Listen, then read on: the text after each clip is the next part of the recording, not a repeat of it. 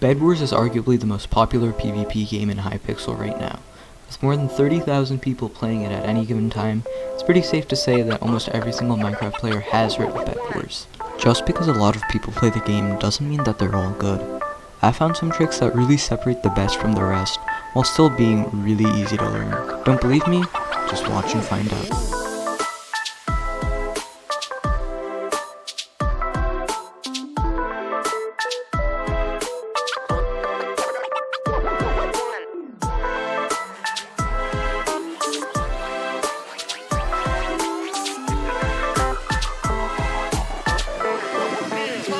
Let's go.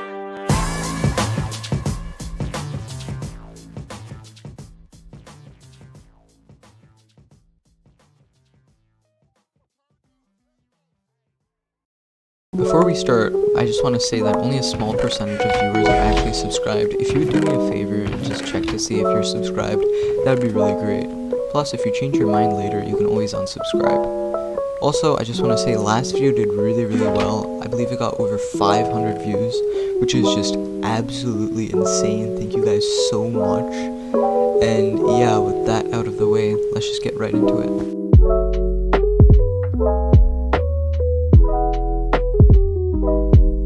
Bedwars is a very unique game. It may seem really similar to something like The Bridge or Skywars. In both of those games, you're given items being in chests or spawning with them. All you get in Bedwars is a generator and a shop. Knowing this and using it to its fullest extent is what separates the good from the best. Moving on, there are 3 things that you need to master in order to get good at Bedwars: shop, flexibility, and tactics. Some things I would like to get out of the way before are game performance, communication, and PvP. Game performance is an important thing. You don't need over 9,000 frames per second, but don't run at 2 either. Shoot for about 60 and it should be good. If your game doesn't run well, consider downloading a Minecraft client. My top pick is vape.gg. I mean Novala. I mean Lunar Client. Lunar Client is an amazing client that gives you an insane FPS boost. Second thing is communication. Even if you don't have friends or Discord, use the chat. When your teammates are saying things, pay attention, okay?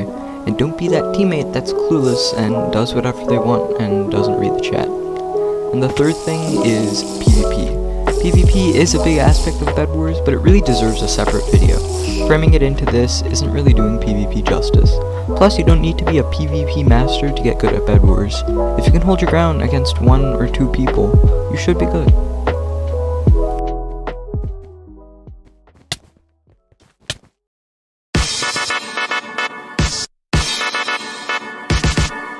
When you first take a look at the shop, it may seem pretty intimidating. There's a bajillion different things in there, and you only know that wool is important. It may look pretty confusing, but it's actually pretty simple. All you have to remember is that everything in the shop is there for a reason.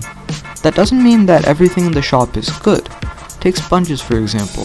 They're in the shop for a reason, to soak up water. But how many times have you seen water in a Bedwars game? Exactly.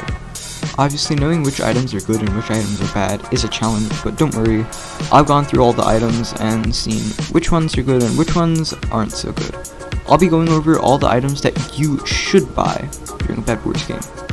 Starting off with blocks, the number 1 block that you should buy is wool. Wool can be used for bridging and defending in solos or doubles. Next up is wood. Wood is good for defending in solos and doubles, but not that much else. Glass. Glass and endstone really should be put together in one category, mainly because they go hand in hand. This is because of the butterfly defense. If you don't know the butterfly defense, it's a really good defense for 3s and 4s. Next up is ladders. Now, a ladder isn't really a block, but it falls under the category kind of, so I'm just including it. Ladders are mainly meant for clutching and going up quickly, but the going up quickly part can be easily done with a staircase, and a staircase is just much better, so it's mainly just used for clutching. And the last block, obsidian. Please don't use this. It's a good block, but it's kind of toxic to just put down obsidian, especially if it's just the final fight and the other person doesn't have a bed. Next up are tools and weapons. Now, for tools, a pickaxe and an axe go really well together. And this is because a pickaxe can cut through a bunch of materials pretty quickly and an axe can cut through wood pretty quickly. Now a tool that's pretty underrated are shears. Shears are actually really good since they can break wool really quickly. And if you know how to use them properly, you can close yourself in, called a block in, into the bed, and break the bed pretty quickly. For weapons, really the only two weapons that you should buy are stone and iron sword. This is because when you get sharp, both of these weapons are really good, and even if you don't have sharp, both of these weapons are really good. A really underrated weapon is a KB stick. Now, a KB stick does cost a lot of gold, and because of this, not a lot of people buy it. However, if you don't have a bed, a KB stick is really nice. Next up are the miscellaneous items.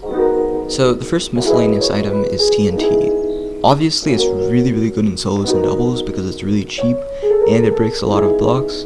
However, it's not so great in 3s and 4s because usually people buy glass and glass is resistant to TNT. Next up is potions. Now, there are 3 choices for potions and this is where people usually get mixed up. You're always going to want to get jump. The next potion that you should buy is Invis. Invis is really good, especially with jump, is because people can't see you.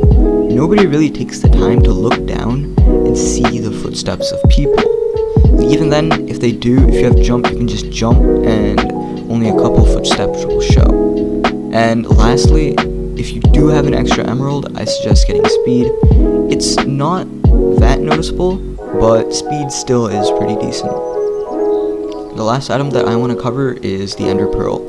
The Ender Pearl is a really useful buy, especially when you don't have a bed, because you can easily save yourself if you get knocked off. In my opinion, all the other items have niche uses that aren't that important. If you disagree with me, put your opinion in the comments below. I'd love to see what you think. Another part of the shop that's often misused is the diamond shop. Generally, people buy the wrong upgrades that really hurt them over the game rather than help them. Generally, what I'd say if you're playing solos or doubles is aim to get sharp first. This is because solos and doubles games are really fast paced. You're gonna want to be able to defeat people pretty quickly. However, if you're not that great at PvP, I'd suggest getting prot and a trap first.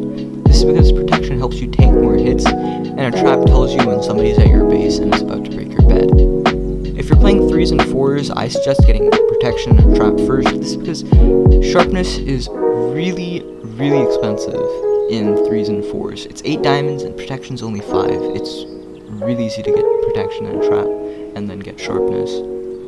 Another thing that a lot of people do is save diamonds. You do not want to save diamonds, especially in solos and doubles. Now, take this with a grain of salt. Sometimes you do want to save diamonds. You don't want to just buy out every single upgrade.